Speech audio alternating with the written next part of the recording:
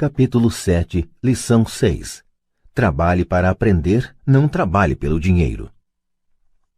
Em 1995, concedi uma entrevista a um jornal de Singapura. A jovem repórter chegou na hora e, imediatamente, começou a entrevista. Sentamos no hall de entrada de um hotel luxuoso, tomamos café e falamos do objetivo de minha visita à cidade.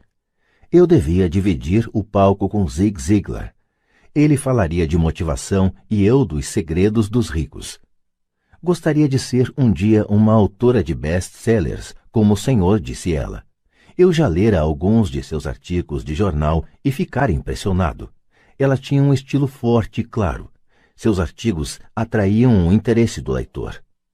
A senhora tem ótimo estilo, respondi. O que a impede de alcançar seu sonho? Parece que não consigo ir adiante, ela respondeu calmamente. Todos dizem que meus romances são ótimos, mas não acontece nada. De modo que continuo no jornal. Pelo menos dá para pagar as contas. O senhor teria alguma sugestão? Sim, retruquei animadamente. Um amigo meu tem aqui em Singapura um curso que ensina as pessoas a vender. Ele dá cursos de treinamento em vendas para as principais empresas desta cidade e penso que se a senhora assistisse a um de seus cursos, sua carreira poderia se beneficiar bastante. Ela se espantou. O senhor está dizendo que eu deveria aprender a vender? Balancei a cabeça afirmativamente. O senhor está falando sério? Voltei a fazer que sim com a cabeça. O que há de errado com isso? Agora eu estava recuando. Ela se ofendera com o que eu disse. Preferiria não ter dito nada. Em minha tentativa de ser útil, comecei a defender minha sugestão. Tenho um mestrado em literatura inglesa. Por que frequentaria um curso de vendas? Sou uma profissional. Fui para a universidade para não ser vendedora. Odeio vendedores. Eles só pensam em dinheiro. Diga-me, para que vou estudar vendas? Ela começou a arrumar suas coisas. A entrevista tinha acabado. Na mesa em frente ao sofá estava um exemplar de um best-seller que eu publicara. Peguei o livro e algumas notas que ela fizera num bloco. Está vendo isto? Disse eu apontando para suas anotações. Ela olhou para o bloco. O quê? Ela disse confusa. Novamente apontei para suas anotações. No bloco ela escrevera Robert Kiyosaki, autor de best-sellers. Aqui fala autor de best-sellers, não diz melhor escritor. Seus olhos se arregalaram imediatamente. Sou um péssimo escritor. Você é uma grande escritora. Eu frequentei curso de vendas. Você tem um mestrado. Junte as duas coisas e você terá uma autora de best-sellers e uma boa escritora. Seu olhar estava enfurecido. Nunca me rebaixarei tanto quanto chegar a aprender como vender. Pessoas como o senhor não têm nada que ficar escrevendo. Fui treinada profissionalmente para escrever e o senhor para vender. Não é justo. Guardou o resto de suas notas e disparou pelas amplas portas de vidro para a úmida manhã de Singapura. Pelo menos na manhã seguinte sua reportagem era equilibrada e favorável. O mundo está cheio de gente inteligente, talentosa, instruída e qualificada. Encontramos com elas todos os dias. Estão todas em volta de nós. Alguns dias atrás, meu carro estava com problemas. Entrei numa oficina e o jovem mecânico o consertou em alguns minutos. Ele sabia o que estava errado apenas pelo barulho do motor. Fiquei impressionado. A triste verdade é que um grande talento não é suficiente.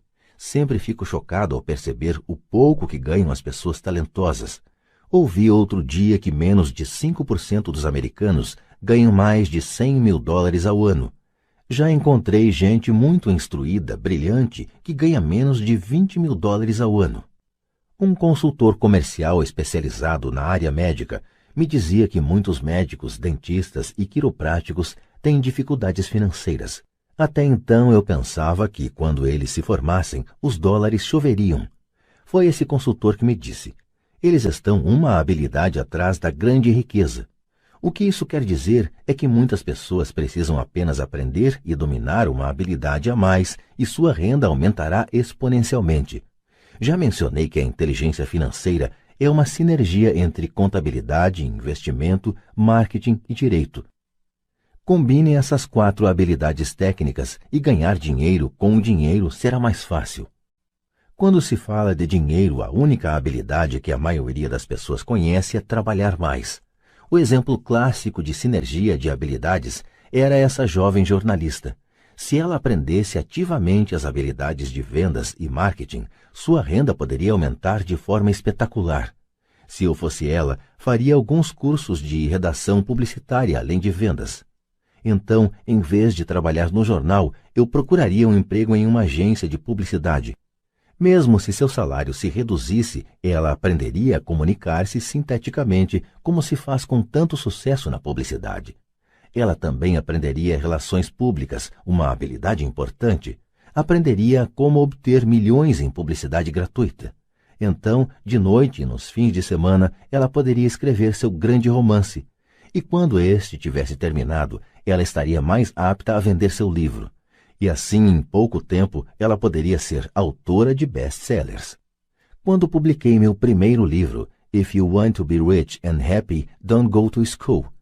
Se você quer ser rico e feliz, não vá para a escola. Um editor sugeriu que eu mudasse o título para A Economia da Educação.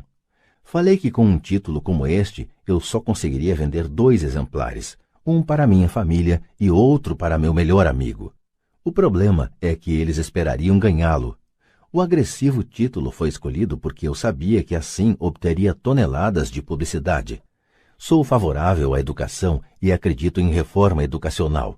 De outra forma, por que continuaria eu a pressionar por mudanças em nosso sistema de ensino antiquado?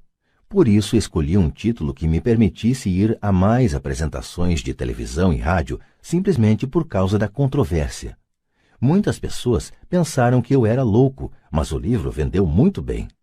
Quando me formei na Academia de Marinha Mercante dos Estados Unidos em 1969, meu pai instruído ficou feliz. A Standard Oil da Califórnia me contratara para sua frota de navios tanque. Eu era terceiro e imediato e o salário era baixo em comparação ao de meus colegas, mas era um bom emprego para um recém-formado. Meu salário inicial era de cerca de $42.000 ao ano, incluindo as horas extras, e eu só trabalhava durante 7 meses. Tinha 5 meses de férias. Se eu quisesse, poderia ter ido para o Vietnã com uma empresa de navegação subsidiária e teria com facilidade dobrado meu salário em vez de descansar nas férias. Tinha uma grande carreira à minha frente, contudo me demiti 6 meses depois e fui para a Marinha dos Estados Unidos para aprender a voar. Meu pai instruído ficou arrasado. Pai rico me deu parabéns. Na escola e no local de trabalho estava na moda a especialização. Isto é, para ganhar mais ou obter uma promoção era necessário especializar-se em algo como ortopedia ou pediatria. O mesmo se aplica a contadores, arquitetos, advogados, pilotos e outros. Meu pai instruído acreditava no mesmo dogma e ficou empolgado quando finalmente obteve um doutorado. Ele muitas vezes admitia que as escolas recompensam pessoas que estudam mais e mais a respeito de menos e menos. Pai rico me incentivava a fazer exatamente o oposto. Você precisa saber um pouco sobre várias coisas, era a sua sugestão. É por isso que durante anos trabalhei em diferentes áreas de suas empresas. Por um tempo, trabalhei no departamento de contabilidade. Embora eu provavelmente nunca chegasse a ser um contador, ele queria que eu aprendesse por osmose. Pai rico sabia que eu pegaria o jargão e o sentimento daquilo que é importante e do que não é importante. Também trabalhei como ajudante de garçom e como operário na construção, bem como em vendas, reservas e marketing. Ele estava preparando Mike e eu. Ele insistia em que nos sentássemos para assistir a seus encontros com diretores de banco, advogados, contadores e corretores. Queria que conhecêssemos um pouco sobre cada aspecto de seu império.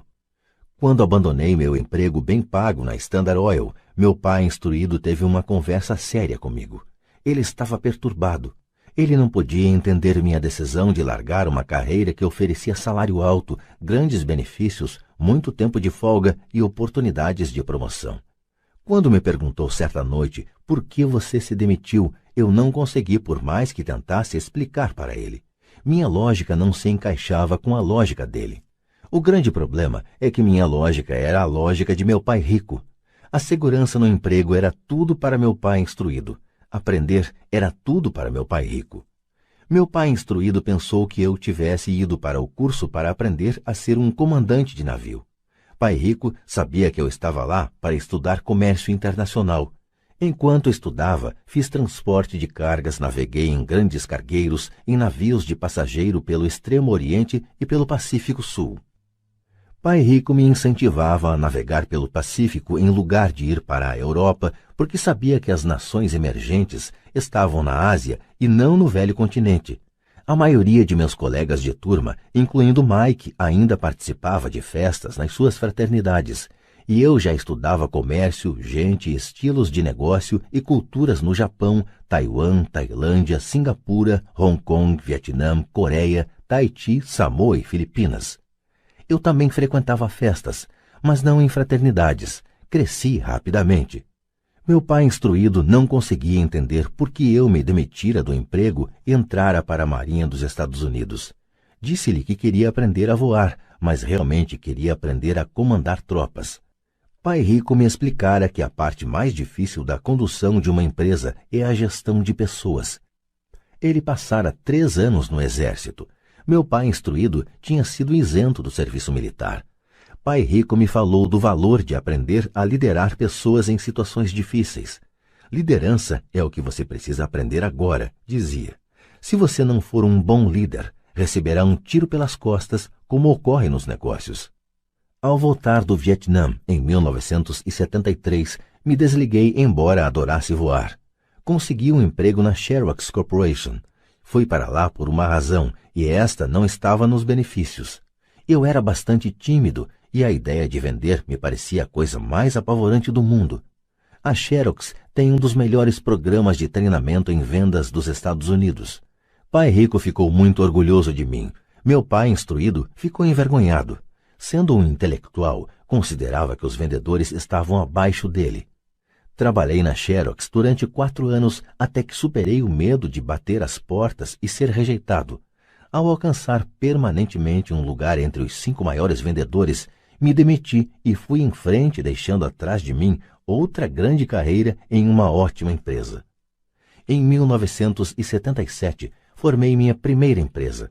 Pai Rico preparara Mike e eu para assumirmos empresas, de modo que agora eu precisava formá-las e pô-las a funcionar. Meu primeiro produto, uma carteira de nylon e velcro, era fabricado no Extremo Oriente e remetido a um armazém em Nova York, perto da escola que eu frequentara. Minha educação formal estava completa e era tempo de testar minhas asas. Se eu fracassasse, estaria falido. Pai Rico achava que era melhor quebrar antes dos 30. Você ainda tem tempo de se recuperar, era seu conselho. Na véspera de meu 30º aniversário, a primeira remessa saiu da Coreia para Nova York. Hoje ainda faço negócios internacionais, e conforme me incentivou Pai Rico, procuro os países emergentes. Minha empresa de investimentos opera na América do Sul, Ásia, Noruega e Rússia. Há um velho dito segundo o qual emprego é a sigla de quase quebrado. E, infelizmente, eu diria que isso se aplica a milhões de pessoas. Como a escola não acha que inteligência financeira seja inteligência, a maioria dos trabalhadores vive dentro de suas posses, trabalham e pagam as contas. Há outra terrível teoria da administração que diz: os empregados trabalham apenas o suficiente para não serem demitidos e os empregadores pagam apenas o suficiente para os trabalhadores não irem embora. E se você observa a escala salarial da maioria das empresas, diria que há uma certa verdade na afirmação. O resultado líquido é que, em geral, os trabalhadores não progridem. Eles fazem o que foram ensinados a fazer, conseguir um emprego seguro. A maioria dos empregados se concentra em salários e benefícios que os remuneram a curto prazo, mas que são frequentemente desastrosos a longo prazo. Já eu recomendo aos jovens que procurem emprego pelas oportunidades de aprendizado, mais do que pelo que possam receber. É preciso ver que habilidades se deseja adquirir antes de escolher uma profissão específica e antes de cair na corrida dos ratos. Uma vez aprisionadas num processo permanente de pagamento de contas, as pessoas se tornam como os pequenos hamsters, correndo em suas gaiolas.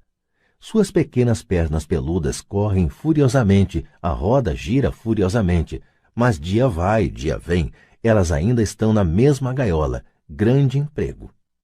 No filme Jerry Maguire, com Tom Cruise, há grandes bordões. Talvez o mais memorável seja: "Mostre-me o dinheiro." Mas a outra frase que me parece mais verdadeira aparece na cena em que Tom Cruise está saindo da empresa.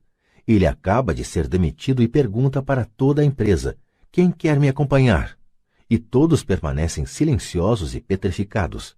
Apenas uma mulher se levanta e diz: "Eu gostaria, mas daqui a 3 meses serei promovida."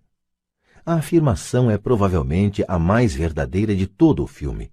É o tipo de frase que as pessoas usam para continuar trabalhando de forma a pagar suas contas. Sei que meu pai instruído esperava por seu aumento anual e todo ano ficava desapontado. Então ele voltava a estudar para se tornar mais qualificado, de modo a poder ganhar outro aumento, mas novamente sofria uma decepção. Frequentemente pergunto às pessoas: "Para onde essa atividade diária está levando você?" Como o pequeno hamster, duvido que as pessoas olhem para onde seu trabalho árduo as está levando. O que o futuro oferece?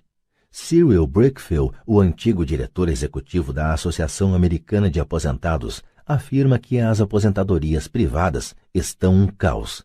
Em primeiro lugar, 50% da força de trabalho não contam atualmente com fundos de pensão. Apenas isso já deveria ser motivo de grande preocupação. E de 75% a 80% dos demais têm aposentadorias desprezíveis, que pagam $55 ou $150 ou $300 por mês.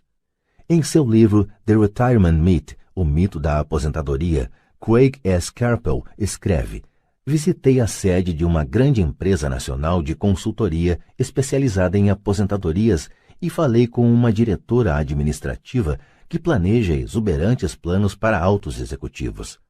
Quando lhe perguntei o que as pessoas comuns poderiam esperar receber como aposentadoria, ela disse com um sorriso confiante: 'A bala de prata.'" "O que é?" perguntei. "A bala de prata." Ela deu de ombros.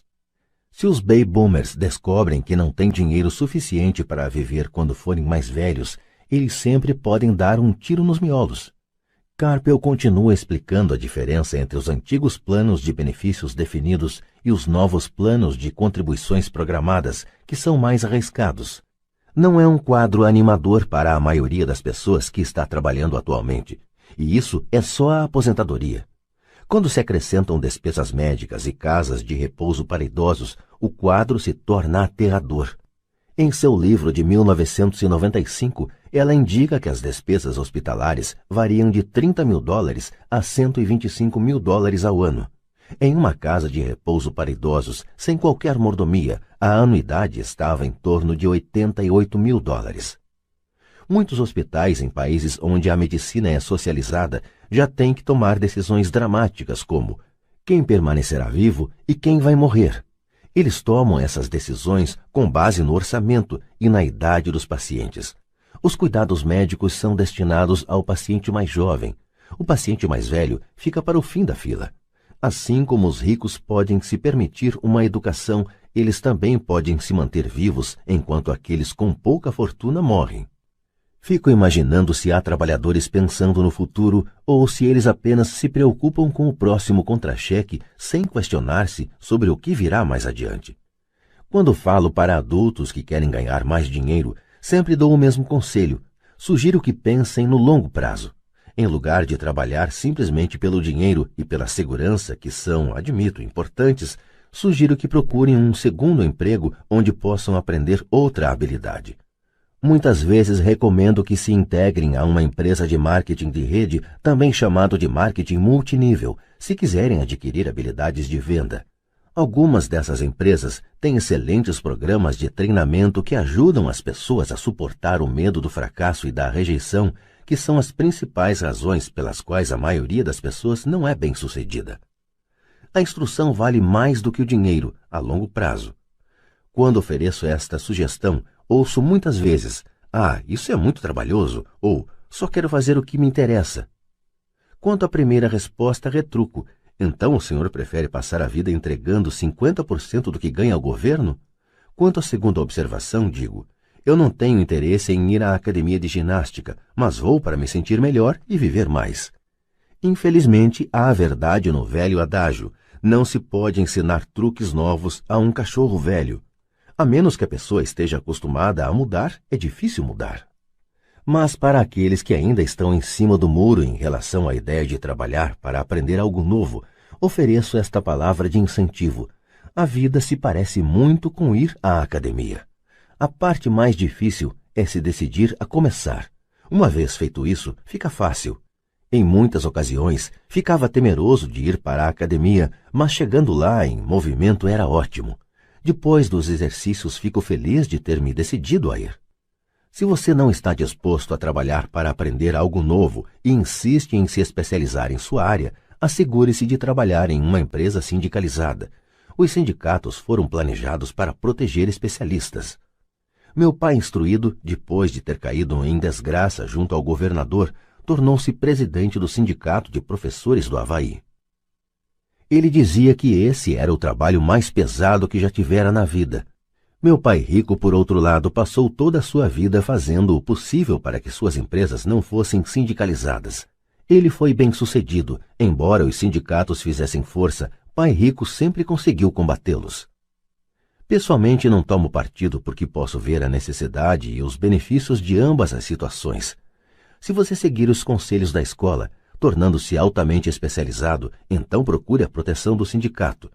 Por exemplo, se eu tivesse prosseguido minha carreira de piloto de aviões, eu teria procurado trabalhar em uma empresa em que o sindicato dos pilotos fosse forte. Por quê? Porque minha vida teria sido dedicada a aprender uma habilidade que só tem valor em um ramo de atividade. Se eu tivesse que abandonar esse ramo, as minhas habilidades não teriam valor em outras atividades. Um piloto sênior com 100 mil horas de voo, ganhando $150.000 ao ano, teria dificuldades em encontrar um emprego com igual remuneração no ensino escolar. As habilidades não se transferem necessariamente de um ramo de atividades para outro. Os pilotos recebem salários altos por possuírem habilidade que não teriam valor, por exemplo, no sistema de ensino. Atualmente se pode dizer o mesmo até no caso dos médicos. Com todas as mudanças ocorridas na medicina, os especialistas têm que se agrupar em organizações médicas, como os planos de saúde. Sem dúvida que os professores precisam se sindicalizar. Atualmente, nos Estados Unidos, o Sindicato dos Professores é o maior e mais rico deles. A Associação Nacional de Educação tem uma força política tremenda. Os professores precisam da proteção de seu sindicato porque suas habilidades também têm escasso valor fora da área da educação. De modo que regra prática é, se for atualmente especializado, sindicalize-se. Quando pergunto às minhas turmas quais de vocês fazem um hambúrguer melhor do que o do McDonald's, quase todos levantam a mão. Então pergunto, se a maioria de vocês faz um hambúrguer melhor do que o do McDonald's, como pode ser que o McDonald's ganhe mais dinheiro do que vocês? A resposta é óbvia. O McDonald's é um ótimo sistema de negócios. A razão pela qual tantas pessoas talentosas são pobres é que elas se concentram na preparação de um melhor hambúrguer e sabem muito pouco sobre sistemas de negócios. Um amigo meu do Havaí é um grande artista. Ganha bastante dinheiro. Um dia, o advogado de sua mãe ligou dizendo que ela lhe deixara $35.000. Isto é o que sobrou de seus bens depois que o advogado e o governo pegaram sua parte. Imediatamente, ele viu uma oportunidade de aumentar seus negócios, usando parte desse dinheiro em publicidade. 2 meses depois, seu primeiro anúncio em cores, de página inteira, apareceu em uma revista cara voltada para os muito ricos. O anúncio foi publicado durante 3 meses. Ele não teve qualquer retorno e toda a sua herança foi embora. Agora ele quer processar a revista por ter sido enganado. Este é um caso típico de alguém que pode fazer um belo hambúrguer, mas conhece pouco de negócios. Quando eu lhe perguntei o que ele tinha aprendido, sua resposta foi que publicitários são escroques. Então lhe perguntei se ele não gostaria de fazer um curso de vendas e outro de marketing direto. Sua resposta foi: não tenho tempo e não quero jogar dinheiro fora. O mundo está cheio de pessoas talentosas. Com muita frequência, são pobres ou têm dificuldades financeiras ou ganham menos do que poderiam, não pelo que sabem, mas pelo que não sabem. Concentram-se em aperfeiçoar suas habilidades de fazer um melhor hambúrguer, em vez de pensar em como vender e entregar esse hambúrguer.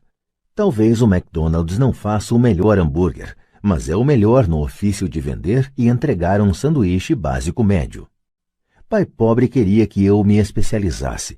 Era assim que ele achava que se ganhava mais, mesmo depois de ouvir do governador do Havaí que não poderia mais trabalhar no governo do estado. Meu pai instruído continuou me incentivando a me especializar.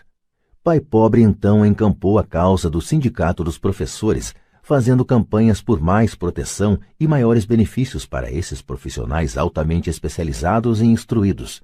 Ele nunca entendeu que quanto mais especializado você se torna, mais você fica amarrado e dependente dessa especialização. Pai Rico aconselhava Mike e eu a nos prepararmos. Muitas grandes empresas fazem o mesmo, procuram jovens recém-formados nas faculdades e começam a preparar essas pessoas para exercer um dia altos cargos na organização. Esses jovens brilhantes não se especializam em um departamento, eles percorrem os vários departamentos para aprender todos os aspectos dos sistemas de negócios. Os ricos frequentemente preparam seus filhos ou os filhos dos outros. Ao fazê-lo, seus filhos adquirem uma visão geral das operações da empresa e conhecem a inter-relação entre os vários departamentos. A geração da Segunda Guerra Mundial considerava ruim ficar trocando de emprego. Hoje, considera-se uma atitude inteligente, já que as pessoas ficarão mudando de emprego em lugar de buscar maior especialização, por que não pensar em aprender mais do que em ganhar? No curto prazo, você pode ganhar menos. No longo prazo, resultará em grandes dividendos. As principais habilidades administrativas necessárias para o sucesso são: 1. Gestão do fluxo de caixa. 2. Gestão de sistemas, incluindo você e o tempo dedicado à família. 3. Gestão de pessoal. As habilidades especializadas mais importantes são vendas e compreensão da comercialização. É a habilidade de vender, portanto, de comunicar-se com outro ser humano, seja cliente, funcionário, chefe, cônjuge ou filho, a base para o sucesso pessoal. São habilidades de comunicação como redigir, falar e negociar que são cruciais para uma vida de sucesso. São habilidades que exercito constantemente, fazendo cursos ou comprando fitas educativas para expandir meu conhecimento. Como já mencionei, meu pai instruído trabalhava cada vez mais arduamente quanto mais competente se tornava. Ele também se via cada vez mais encurralado quanto mais se especializava. Embora seu salário aumentasse, suas escolhas diminuíam. Pouco depois de ter sido mandado embora do trabalho no governo, descobriu como era vulnerável profissionalmente. É semelhante ao que ocorre com os atletas profissionais, que de repente sofrem uma lesão ou ficam velhos demais para o esporte. Sua posição bem remunerada é perdida e eles têm habilidades limitadas às quais recorrer. Penso que é por isso que meu pai, instruído, se envolveu tanto com os sindicatos a partir daí. Ele percebeu o quanto o sindicato poderia tê-lo favorecido. Atualmente encontro ex-professores ganhando centenas de milhares de dólares ao ano. Eles ganham tanto porque têm, além das habilidades especializadas de sua área, outras habilidades. Eles podem tanto ensinar quanto vender e comercializar. As habilidades de venda, marketing, são difíceis para muitas pessoas, sobretudo em decorrência de seu medo da rejeição. Quanto melhor você se comunicar, negociar e lidar com esse medo da rejeição, tanto mais fácil será a vida. Da mesma maneira que aconselhei aquela jornalista que queria tornar-se autora de best-sellers, repito isso para todos. Ter uma especialização técnica tem seus pontos fortes e fracos. Tenho amigos que são gênios, mas não conseguem comunicar-se efetivamente e, em consequência, seus ganhos são lamentáveis. Eu os aconselho a passar um ano aprendendo a vender. Mesmo se não ganharem nada, sua capacidade de comunicação melhorará. E isso não tem preço. Além de sermos bons aprendizes e vendedores e de entendermos de marketing, devemos ser tanto bons professores quanto bons alunos. Para sermos verdadeiramente ricos, devemos ser capazes tanto de dar quanto de receber. Em casos de dificuldades financeiras, frequentemente o que falta é dar e receber. Sei de muita gente que é pobre porque não é nem bom estudante nem bom mestre. Ambos os meus pais eram homens generosos. Ambos tinham como regra primeiro o dar. A educação era uma de suas formas de doação. Quanto mais davam, mais recebiam. Uma diferença evidente estava na doação de dinheiro. Meu pai rico doava altos montantes. Doava para a igreja, para instituições de caridade, para sua fundação. Ele sabia que para receber dinheiro, você deve dar dinheiro. A doação de dinheiro é o segredo da maioria das grandes famílias ricas. É por isso que existem instituições como a Fundação Rockefeller e a Fundação Ford. São organizações destinadas a tomar a própria riqueza e aumentá-la, bem como distribuí-la perpetuamente. Meu pai instruído costumava dizer sempre: quando tiver algum dinheiro extra, vou doá-lo. O problema é que nunca havia um extra. Trabalhava sempre mais para conseguir mais dinheiro em lugar de concentrar-se na principal lei do dinheiro: dai e recebereis. Ele acreditava no contrário: recebe e darás. Concluindo, tornei-me ambos os pais. Uma parte de mim é um capitalista convicto que adora o jogo do dinheiro fazendo dinheiro. A outra é o do mestre socialmente responsável que está profundamente preocupado com o crescente hiato que separa os que têm dos que não têm. Acredito que o principal responsável por esse hiato crescente é o sistema de ensino arcaico.